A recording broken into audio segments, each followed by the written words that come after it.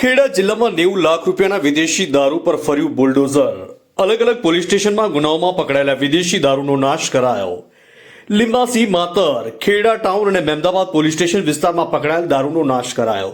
100 જેટલા ગુનાઓમાં પકડાયેલા 41,145 બોટલનો નાશ કરવામાં આવ્યો। કુલ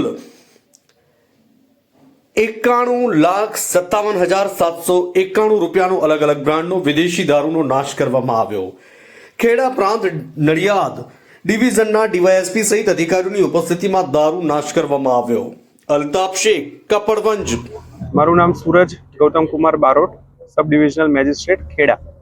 દારૂ નાશ કરવામાં આવે છે। આજ રોજ તારીખ 30/1/2025ના રોજ માતર તાલુકાના ગુના 22 બોટલ 12,095 અને કિંમત 28,69,063 રૂપિયા। લીંબાસી પોલીસ સ્ટેશન 2 ગુના 104 બોટલ અને 14,400 રૂપિયા।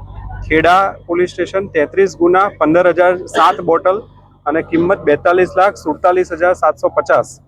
મહેમદાવાદ પોલીસ સ્ટેશન 43 ગુના 13,939 બોટલ અને 20,26,578। આમ કુલ મળીને ટોટલ 100 ગુના 41,145 બોટલ અને કિંમત 91,57,791 ટોટલનો દારૂ નાશ કરવામાં આવ્યો છે। સાહેબ, આજે દારૂ નાશ કરવામાં આવે છે, શું કહેશો?